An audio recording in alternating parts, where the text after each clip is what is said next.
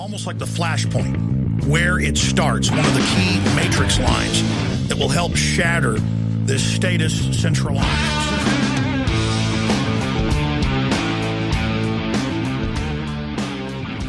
Hello, everyone. It's Tuesday, July 3rd, 2012. I am Jay-Z, and this is Flashpoint Radio. I hope everyone's preparations for the July 4th are going well. Remember, we're in a drought, and the conditions are ripe for fires, so be careful tomorrow. Just don't do anything stupid.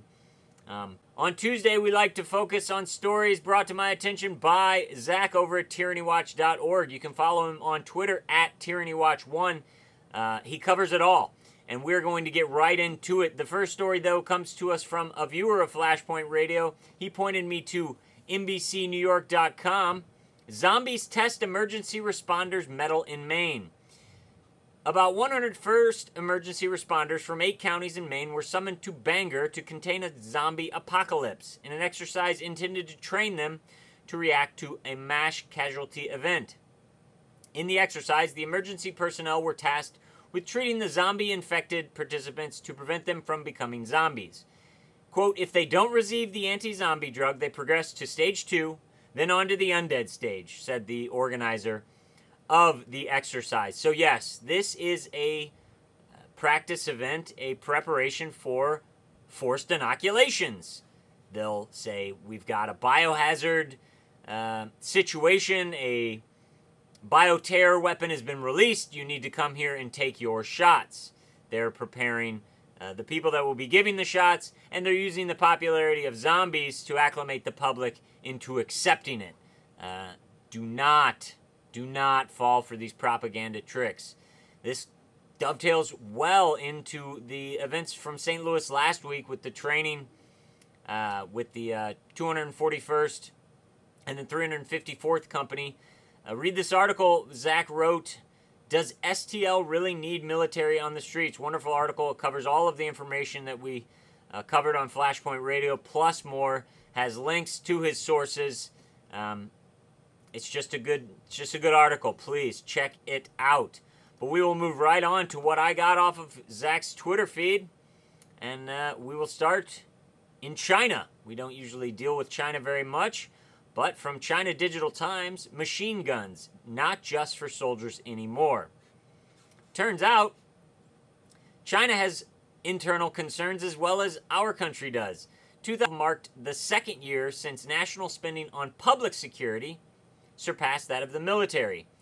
Yes, they're spending more money on domestic security and response preparations for civil unrest and disasters than they are on military. Seems like they're preparing for social unrest in their country, the same as our country is.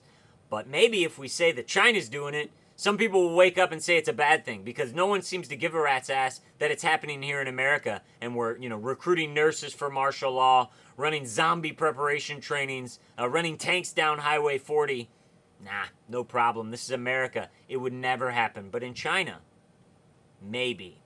We're going to move right back to the United States. From Press TV, Holder scandal may be U.S. attempt to destabilize Mexico. Press TV interviewed Wayne Madsen, investigative journalist from Washington. Love Wayne Madsen stuff. His info, his intel is spot on. And he gave an alternative take to the mainstream, well, I don't know about mainstream idea that the Fast and the Furious operations were to be used to demonize the Second Amendment and restrict guns in this country.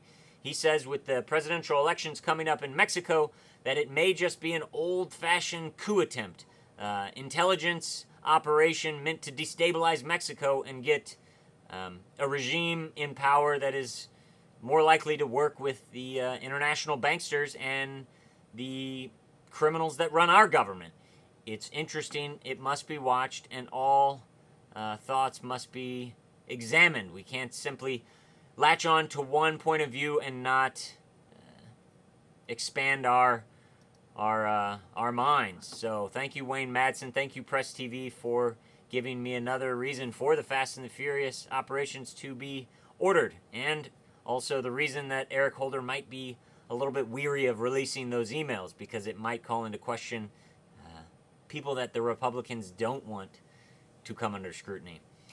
From CBS St. Louis, farmers and ranchers want to end aerial surveillance. Well, it turns out that farmers in Iowa and Nebraska are mad that the EPA is getting in privately contracted airplanes, flying over their farms and taking pictures and doing investigations.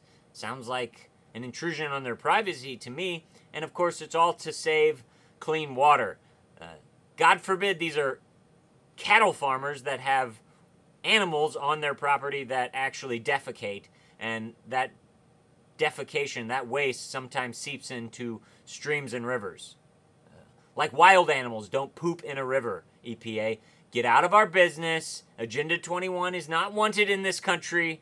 Remember, Agenda 21 is evil. Environmentalism is fascism. ICLI, I-E-C-L-I, I believe is the acronym. Find out if your local government is working with ICLI on an Agenda 21 system. It will enslave you, and it will take away all of your rights and your freedoms. But nothing surprises me anymore. And look at this, Minority Report. Reality is stranger than fiction, is it not? From FoxNews.com, sci-fi policing, predicting crime before it occurs. Los Angeles police are aiming to beat suspects to the scene of a crime by using computers to predict where trouble might occur. Just like they used computers to predict the global warming that didn't happen for the last 10 years. Yep, turns out that crime's down where they're using this. It doesn't mean that they can't manipulate the crime statistics like they always have to make themselves look good. But the company that manufactures this technology said it's not a replacement for police officers' knowledge and skills, and not designed to take the officers out of the equation. And well, that's my problem with it. If you're going to have technology that's supposed to make things more efficient, then why isn't it cutting down on cost? It only adds costs to taxpayers. When you put up a red light camera, you have to hire a police officer to watch that red light camera footage in order to make it seem to be a legal form of ticketing or enforcement. And this, of course, you'll need someone to interpret the information coming from the computers. So no, it won't save you any money.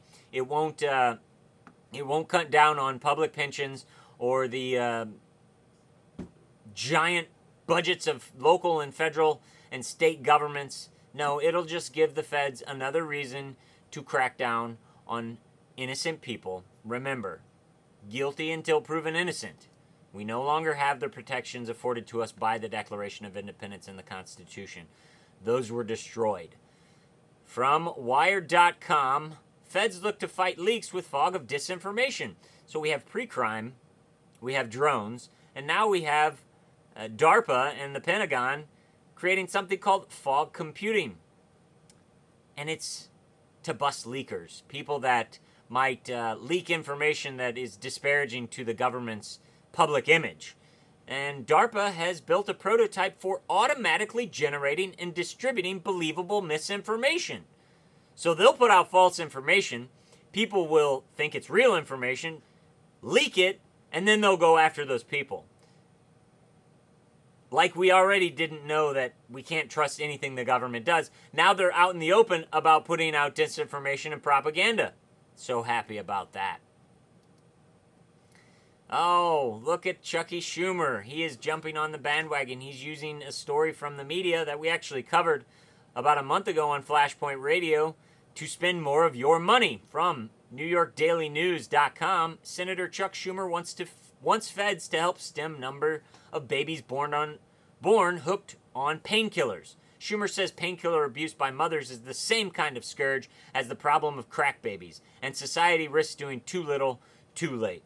Well, the crack baby scourge was overblown, and it's on the mothers to make responsible decisions. Maybe we should crack down on the fact that people put no value on life or pregnancy, and they just get pregnant willy-nilly. But you saw the article. It was on Flashpoint Radio a month ago. This is what they do. This is Predictive programming. They put something out saying, we have too many women. There was a study done saying too many women are giving birth to painkiller-addicted babies. And now the government comes in after you've forgotten about that story, and they say, we need to spend money to fight this problem. Maybe we don't. Maybe we're broke. Maybe people need to own up to their own decisions and face the consequences of their own decisions. Maybe if the public didn't have to pay for the painkiller-addicted babies, it wouldn't matter. But if we're all paying, then of course the government can say, then you all should worry about it. I don't care. I will take care of mine. You take care of yours. That's how this country was founded. Speaking about babies and newborns, did you know this about Mitt Romney? From NewYorkMag.com, old Mitt's investment in a fetus disposal company is not a great thing for new Mitt. Turns out that Bain Capital invested in a company called Stericycle, which, because abortion has become so popular, capitalized on the fact that there were a lot of aborted fetuses out there, and they decided to recycle them, or dispose of them, or do something with them. And well, Bain Capital invested in them.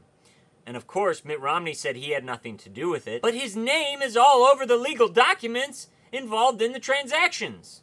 Funny. Will Fox News cover this? Will Christian Science Monitor cover this? Will any conservative publication cover this? Nope. Nope, nothing to see here. Obama's bad. Obama's bad. Romney can do no harm. This is the same thing that happened in 2008. We were so mad, or the liberals were so mad at George W. Bush that they flocked to Barack Obama no matter what was behind his closet door. Well, maybe we should open old Mitt's closet door and see what's back there, because it seems like he's investing in companies that profit off of abortion. That's even worse than saying a woman has a right to choose. That's saying a company has a right to make money off the deaths of millions of aborted fetuses. Might as well give all this money to Planned Parenthood, if you ask me. It doesn't matter who you vote for, Mitt Romney or Barack Obama. They're both going to take us to the same place. Tyranny. The road to hell is paved with good intentions. You cannot get around that. If you give the government power, it will use it for evil. Always. Always. No matter what they say, no matter how logical or how loving it sounds, it's always going to be used for a nefarious end. That's all I got for you this Tuesday. Remember, check Zach at tyrannywatch.org, at tyrannywatch1 on Twitter. And, well, check me back tomorrow for my July 4th update.